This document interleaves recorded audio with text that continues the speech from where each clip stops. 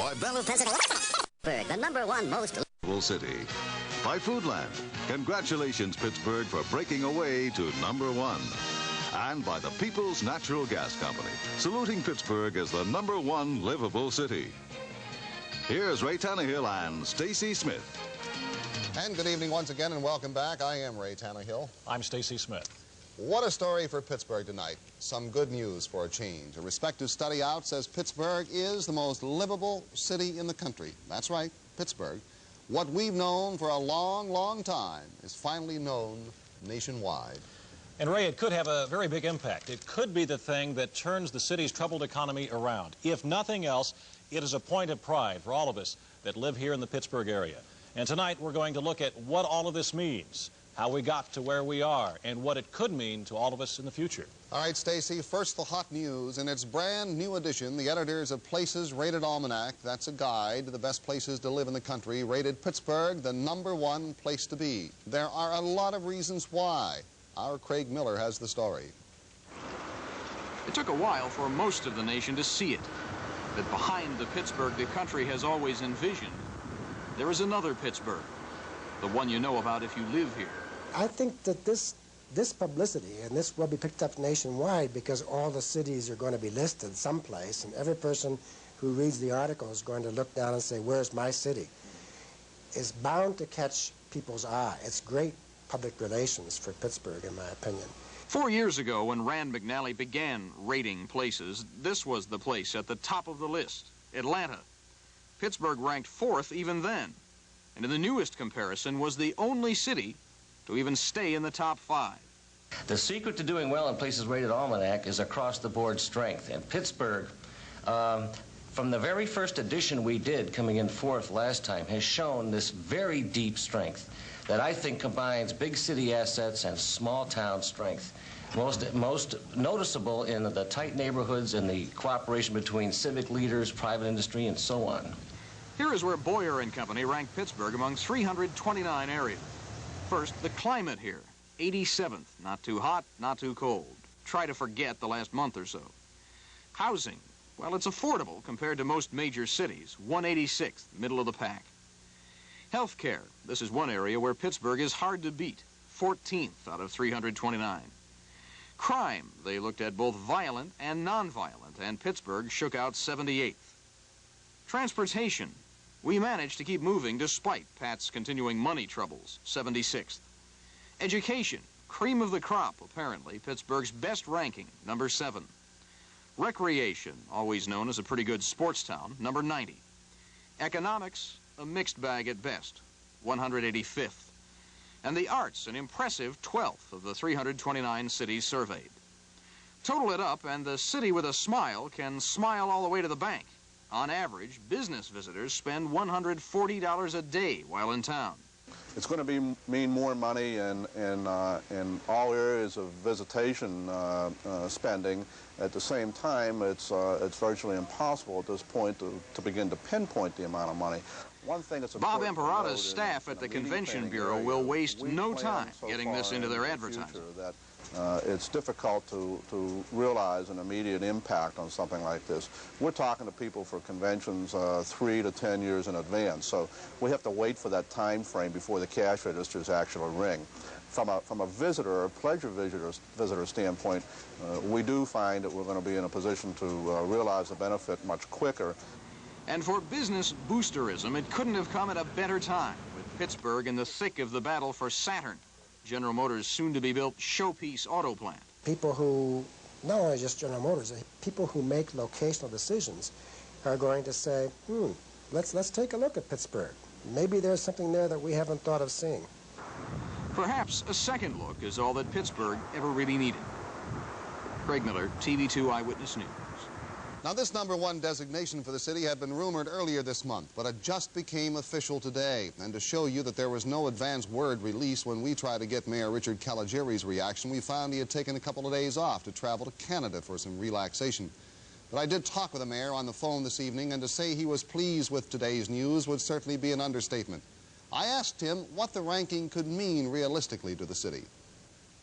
Ray, as you know, we've been traveling the country, the media group particularly, to try to encourage other people to invest in our city, to relocate here, and in fact to advertise through the media. Now that we've been rated #1, I think it's going to be much easier for us to get through those doors that have been somewhat maybe ajar slightly, but yet not fully opened to Pittsburghers. Well, we seem to be on a roll now. We're well on our way into Renaissance 2, and we have this award that we can be very proud of. Might this lead to Renaissance 3? Well, people have been talking about that, Ray, that we're sliding into Renaissance 3, and fine, if this is what it takes to, say, kick off a third Renaissance and in other directions, I'm for it. When we come back, we will look back. We'll see how the Smoky City and its grimy reputation made the big turnaround. That, as We're #1 continues.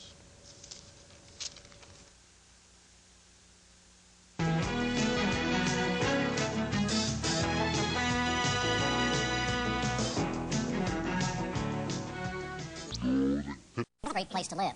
But there are a lot of people who still think Pittsburgh is a smoky, dingy mill town. And Stacy, we have to admit it wasn't all that long ago they were right. But about 40 years ago, it all changed. In the years that followed World War II, it became crystal clear that changes would have to come to the city in order for it to survive. Thus, the Renaissance was born. In 1945, David L. Lawrence was elected mayor of Pittsburgh, and he quickly learned that Richard King Mellon would be a strong ally in the rebuilding of the city. Perhaps the greatest community triumph was Pittsburgh's war against pollution. The residents were not proud of that title, Pittsburgh, the Smoky City. The city's success with smoke control became the foundation of its environmental revolution. Political and civic leaders were convinced that unless the air above Pittsburgh was cleansed, our corporate giants and research facilities would move elsewhere.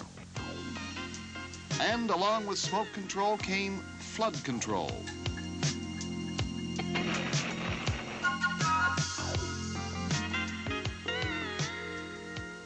Then it was slum control.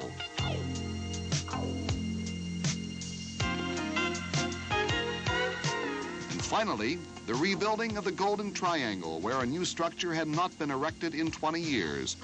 As the late David Lawrence said some years later, we erected buildings that glistened with stainless steel and aluminum, but we had little time for the niceties of architectural criticism.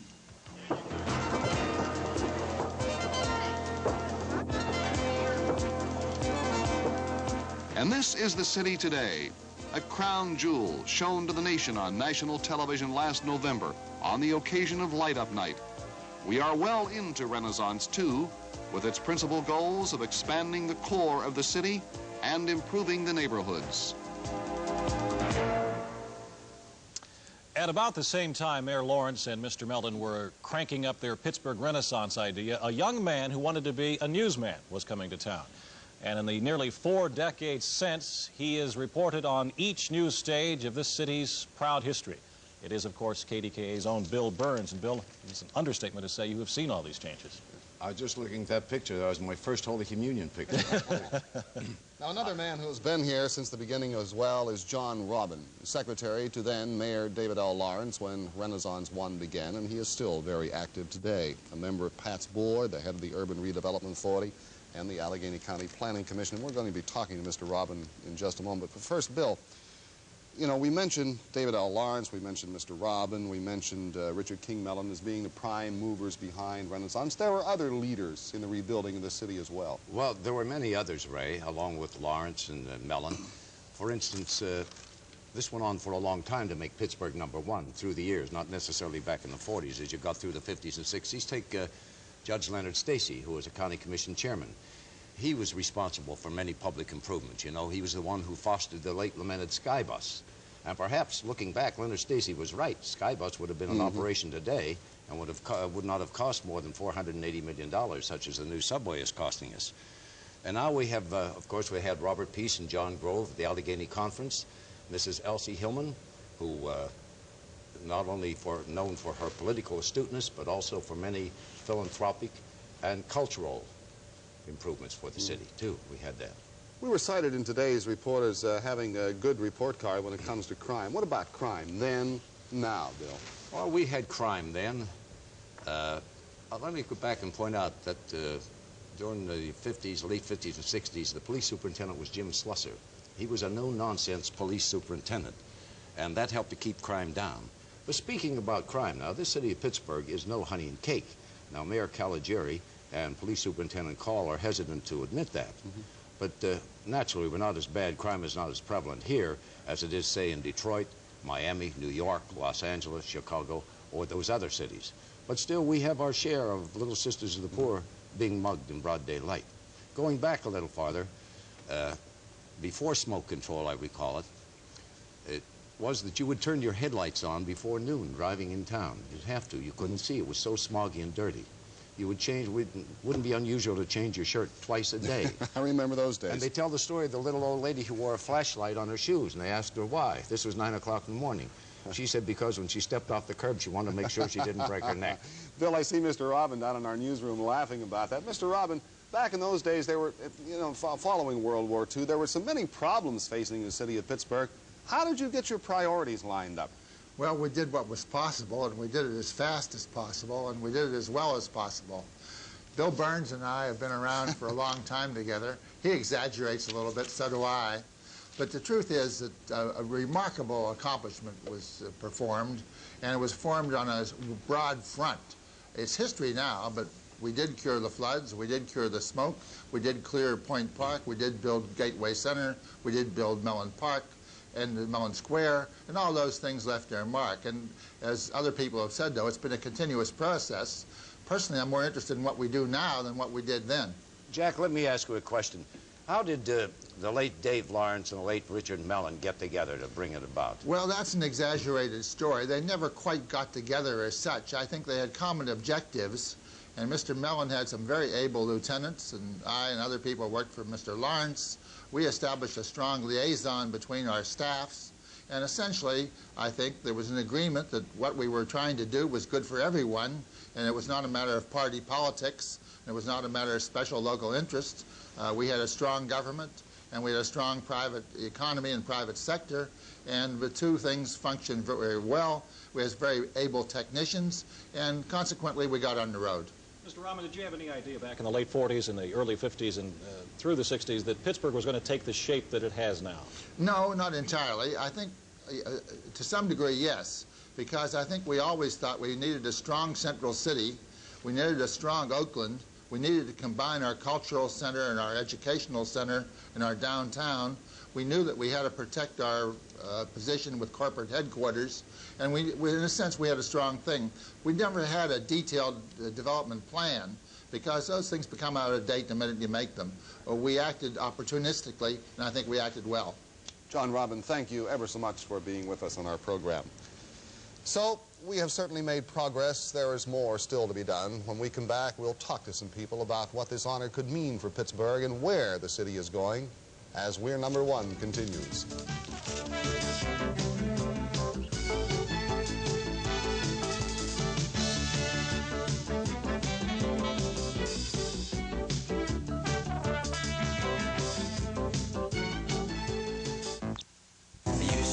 A steel worker, I worked in the Midland mill until my patriotic government imported all the steel.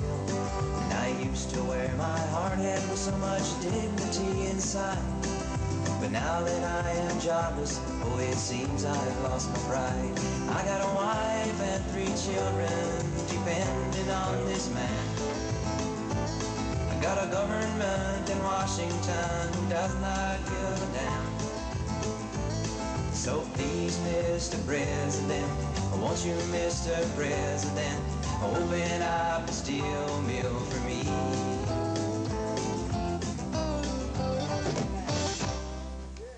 You know, I guess in one way or another, all of us here in Pittsburgh have had those steel mill blues, but there are people all over the place who don't think the steel mills are ever going to open again, as that song just implored. Not like it was, anyway. They instead are looking toward the future with that in mind. There's talk of Pittsburgh becoming one of the high-tech centers of the country, especially since we just received that big computer programming defense contract. But others, they're holding out. They're holding to the notion that steel and heavy manufacturing will continue to be the backbone of Pittsburgh's economy. And with us now to discuss some of these issues are, first of all, from Detroit, Jay Aldridge, the Executive Director of Penn Southwest, a community development organization that tries to lure business and jobs to this area. Next, Rob Toy, who is with the Mon Valley Unemployed Committee, a group trying to help all the idle steel workers. And finally, our own Al Julius, commentator for KDKA television. First of all, Mr. Aldridge, we thank you for joining us from Detroit. But where did Mr. Aldridge go? Is he still with us? I think he's just there. Oh, there we are. Mr. Aldridge, thank you for joining us. First of all, is there any way of telling at this point in time whether this designation by Rand McNally today might have any effect on such decisions that General Motors might make with regard to the Saturn plant? Oh, I don't think there's any way you could make a definite indication of whether or not they would be swayed. I think there are other factors that have to be weighed very strongly in that type of a situation. But let me just add, I think that the recognition the city has received today is something that we've all known for some time, and I think we're all elated that it's happened. Have you noticed as you have gone around the country from time to time that this area has sort of had an inferiority complex about itself? Well, it's had two types of image problems. Let's call it the external image, which everybody has alluded to in the early part of your show. The two colors or the two shirts and so forth, and the internal image in which I think you accurately portrayed it, Ray, which is the fact that we had somewhat of an inferiority complex. But I think we're now beginning to learn that we are winners, and that certainly some of our successes in recent months and the past few years are certainly going to bode well for our abilities to attract new industry there in the future. Mr. Aldridge, I'm going to ask you one question. You're a little off the subject, but the fact that you are in Detroit, is that holding any significance to this Saturn plant? No, I'm just up fishing. Just fishing to get that Saturn plant. All right. Also with us, as we said, is Rob Toy, who is with the Mon Valley Unemployed Committee. Mr. Toy, are you holding out hope that steel is going to be the backbone of this community still? I think there will be some steel in this area, but certainly the high technology is going to make even the mills a much smaller workforce. What we have to concentrate on is bringing new jobs to this area, developing this area in an all-around economic sense. And that means, however, that the wages, the benefits, have to be livable. Rob, if we do become a major part of this high technology industry here in the Pittsburgh area, what hope do you hold out for the unemployed Pittsburgh steelworker being able to get into this field and make a living? Well, I don't believe that the high technology will hold the answer for this area's economy. It will be a part of it. All economists agree that the high technology fields hold maybe 10% of the job possibilities. We need an all-around economy. We need to take the vision that led us through the various renaissances and apply it again, and not sit back and accept the unemployment rates that we have now as the future. We must rise again like the phoenix from the ashes and get the vision back that will lead us to prosperity, not only for business but for labor and for all the people in this area. Rob, just one final question. This designation as the most livable city in the country, do you personally believe that it may have any effect on the thinking of the steel industry, perhaps in particular U.S. Steel, as to what that company does here? I doubt it. Yeah. U.S. Steel has clearly indicated that their mind is more on very high profits than high temperatures. All right, Rob, thank you very much. Al Julius, what does this all mean? You know, where are we going? With being number one, you have first a responsibility of being number one. On top of that, you got a challenge to try to maintain number one. And that's one of the biggest problems that we're really going to have. You know, they've spoken and said, hey, if the Pirates leave, now it's in the paper, if the Pirates leave, we're liable to drop down below number one. Think what would happen if Pat left. Let's assume Pat falls, and you know we're talking about it all the time. Sure. What would happen to the number one rating if Pat falls? You sit with number one, and what do you think Washington's going to turn around and do? What do you think Harrisburg is going to do? Washington will turn around and say, hey, Pennsylvania, you really don't need any help. You don't need any revenue sharing. You've got one city that's number one, that's Pittsburgh. You got another city that's 5, that's Philadelphia. You people are doing wonderfully. You're fantastically. You're doing very well. We can't afford to let that happen either. We can't afford to sit back and say, gee, we're number one, and everything's going to come up beer and kolbasi. It isn't going to happen. Most of all, though, we have to start getting ourselves to really believe in the number one. And how are we going to get our young people to say, yeah, this is a great place to live, and it's going to be a great place to work, and I'm going to stay here? Now, that's going to be a tough one. That, I think you just hit the nail on the head. Convincing our young people that there is a future here and getting him to stay. Because, after all, our future in this city is our young people. That's right. Listen, you start losing those young people, do you know what your taxes are going to be like in another 15 years? Yeah, you're going to have to pay back that debt. Yeah. You know, on another point, though, this is one, excuse my English, one hell of a statement, though, for the industrial Northeast when you have Pittsburgh and Philadelphia coming in the top 5. Mm-hmm. Yes, but you can also see the thinking going on in Washington as far as funds and as far as help for us. Because you could see them turning away and saying, gee whiz, you guys are just floating all on top of everything. You really don't need us anymore. Goodbye, Pennsylvania. Goodbye, Pittsburgh. We can't let that happen. Goodbye, Al Julius. Goodbye, Al Julius. When we come back, 2 of the major reasons Pittsburgh ranks as the best place in the country to live. That When We're Number One continues.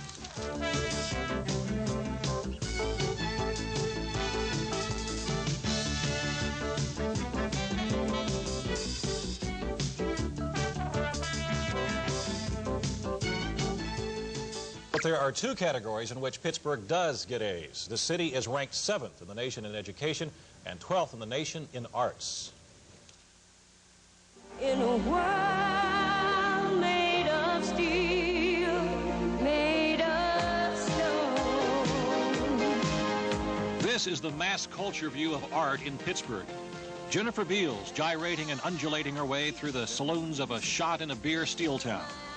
The movie Flashdance fed the pop culture a dose of a stereotype it was comfortable with. But just as the heroine in the movie aspires to break out of the bars and into ballet, so does Pittsburgh want to break out of its one-dimensional image of a mill town.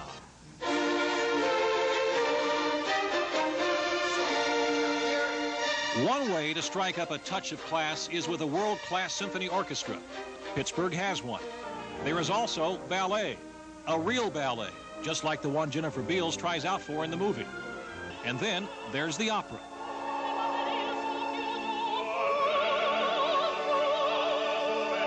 Add to that a public theater with a solid repertory, a yearly arts festival, one of the biggest in the nation, a Shakespeare festival, an annual jazz festival, and pretty soon the city takes on the profile of an arts center. And don't look now, but Pittsburgh just came to the head of the class in education.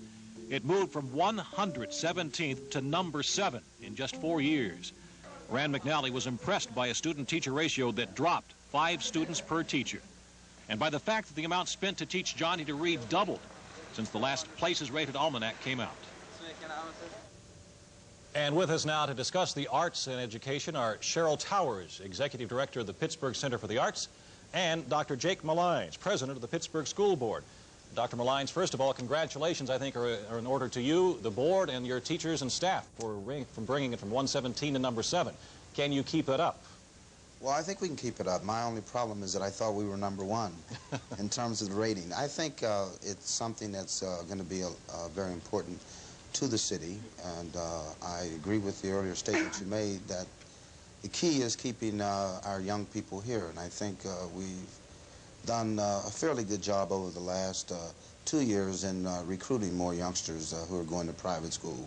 But the real key is to have quality, and I think Pittsburgh has that, and we certainly are not perfect. We have some things that have to be improved, but I think we are moving forward now, and I think it will be a big boost for the system itself. Dr. Malines, is there any 1 or 2 things you can put your finger on that would cause us to move from, say, 117th to 7th in the past 4 years? I think there's several things. I think we have, for the most part, the desegregation plan behind us. That was divisive, and it took our attention away from our mission of education. The other thing is that I think we have a good relationship with the union, and that's helped to focus our attention more upon education. And we also have focused a great deal upon instruction, instructional quality. We have the teacher center. We have a teacher center for high school students, and one that will be opening up this fall for elementary students. So there's an emphasis not on quality in terms of our kids doing well, but also in terms of our professional staff. One final question, the future. Is it a bright one for the city schools? I think it is a bright one, but I think we have to be willing to, one, continue to finance public education in the way that it should be, and that we have to make sure that along with the issue of excellence, that we also keep in mind the issue of equity. Doctor, one final question. Ray said one, but I'm going to ask one more here. How important is this magnet school concept? You're starting to break that out even a little bit more, aren't you? Well, the magnet school concept really is only one part of the entire instructional program. And I think we do have some good magnet schools, but I think it's overall diversity is the issue, and magnet schools are only part of that. All right, Dr. Malines, thank you for being with us. That was our final question to you. As we said, we also have the Executive Director of the Pittsburgh Center for the Arts, Cheryl Towers, with us. And the arts, again, as we indicated, ranked 12th, I believe, in the country as far as best rankings go. Are we going to be able to keep that up with the loss of people like Andre Previn? I think absolutely. If you look at every arts organization in the city, all the major institutions have really changed their leadership in the last few years and are doing extremely exciting things. I know in our case we have a building program in our future. If you look at the opera, the symphony, everyone is embarking on new plans and is getting new leadership, new involvement, new membership. There are more and more people who are interested in the arts now, and that's going to continue to build as the economy in Pittsburgh changes. Ms. Towers, you came up with a rather interesting statistic that I had in front of me a few moments ago. It dealt with the number of people who attend the arts here in the city vis-a-vis those who attend the Pirate and the Steeler games. Well, this is something that the public doesn't realize, and that's that more people attend our cultural institutions in Pittsburgh than do attend the major sports activities, specifically the Pirates and the Steelers. And that's pretty incredible when you think about the image of the city. It's going to be even more important, of course, for the future in maintaining the ranking of the city. I noticed in your bio that I had also in front of me, you came here from the state of New York, I believe it was back in 1981. Would you say we compare favorably here with New York when it comes to the arts? Absolutely. This is a more concentrated environment, certainly than New York City, which is where I moved from most immediately. But for the size of the city, the amount of artistic activity here is really incredible. And when you look at other comparably sized cities around the nation, it's the same thing. I know when we were, when I say we, my husband and I were contemplating a move here, we were also interviewing in several other cities around the country. And things like the level of arts activities, the educational system, were absolutely top reasons why we chose to come to Pittsburgh. So when you compare us not only with New York but with other places, it's very clear how important it is. Of course, New York City is an animal unto itself, but even there, when you look at the concentration, it's really important and it's very impressive. Ms. Towers, I'm sure you're also taking a look at it to see what we need to do to stay as high as we are. Looking at it critically, what needs to be done? Well, I think that the whole issue of self-image is extremely important. All the organizations need to strengthen that feeling among themselves. The general public needs to know how important the arts are and to realize really what important organizations that they have. All of the arts organizations in this city, or almost all of them, are doing things that are recognized all over the country, and I think our own public here doesn't necessarily know that. And we really need to focus on that so that people will understand how important the arts are to Pittsburgh. That then will help us stay strong. All right. Thank you for being with us tonight. Thank you. When we come back, we'll talk to a fellow who has the real reason Pittsburgh is so special. That's as We're Number One continues.